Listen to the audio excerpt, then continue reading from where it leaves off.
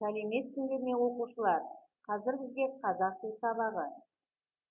Сабағымызды бастамас бұрын мына жұмбақты шешіп көрейік. Қабат-қабат қатталған, асыл сөзбен апталған, парағы бар сөйлейтін, ол қазына өлмейтін. Жұмбақтың шешуі не деп ойлайсыңдар? Дұрыс айтасыңдар. Кітап. Ендеше осы кітап сөзін жекеше түрде тәуелдеп жіберейік. Бірінші жақта менің кітабым, екінші жақта сенің кітабың, сіздің кітабыңыз, үшінші жақта оның кітабы.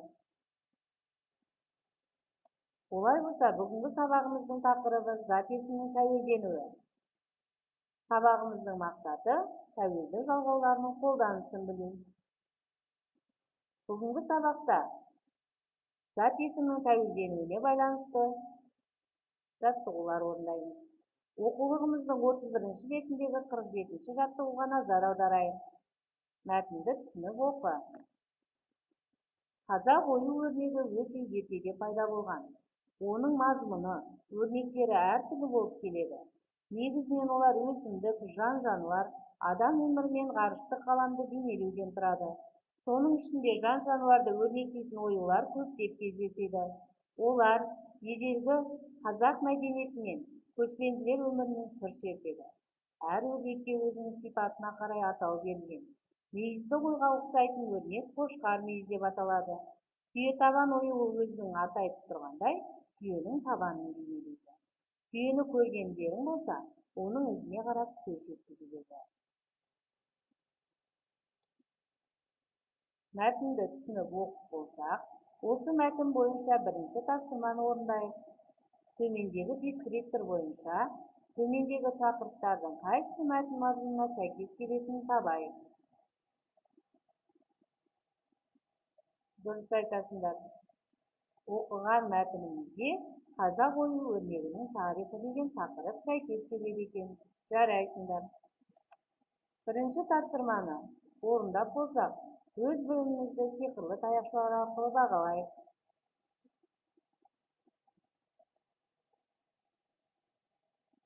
Екінші тапсырмаға көңіл аударайық. Өрнек сөзін жекеше, көпше түрде тәуелдеп жазамыз. Бірінші жақ, екінші жақ, үшінші жақта тәуелдейміз. Жекеше және көпше түрінде.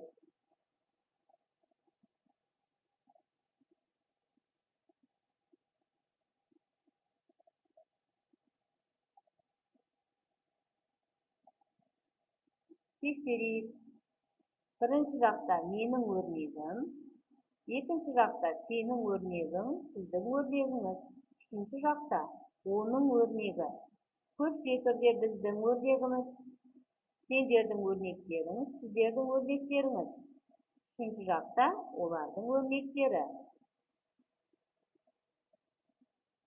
Сендер де тура осылай орындады деп сенемін. Егер де осы тапсырманы орындап болсақ, өздеріңді сиқырлы таяқшалар арқылы бағалап жіберіңдер.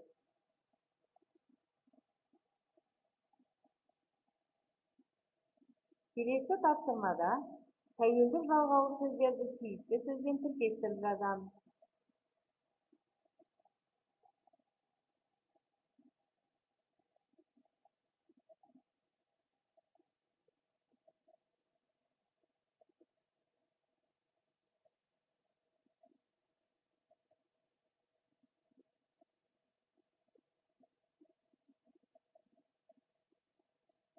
Тапсырманы орындап болсақ, тексеріп жіберейік. Менің қолғабым, сендердің мұғалімдерің, біздің мектебіміз, олардың ауласы.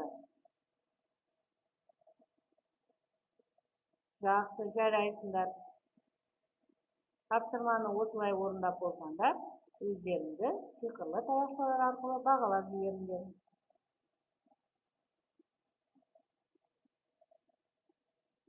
Бүгінгі сабақта біз не өттік?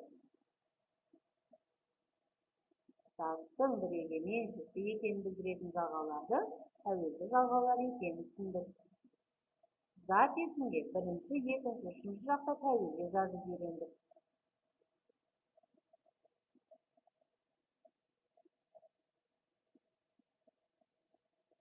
Бүгінгі сабақтан алған білімімізді жекенді кеме кері байланыс бересіңдер. Егер саған сабақ ұнаса, тапсырманың барлығын дұрыс орындасаң, жекенді жасыл түске бояйсың. Егер сабақта саған қиындық туса, жекенді сары түске бояйсың. Егер саған сабақ барысында тапсырмаларды орындау қиын болып, мұғалімнен көмек қажет болса, жекенді қызыл түске бояйсың. Үйге тапсырма 32-ші беттегі 53-ші жаттығу. Тоқыма-торға жер салып қара, шебер тоқыма-торды тоқыған кезде әртүрлі ағаштарды пайдаланған екен. Тиісті әріптерді қойсаң, ол қолданған ағаш түрлерін оқисың. Шыққан ағаш түрлерін дәлелдеп жаз.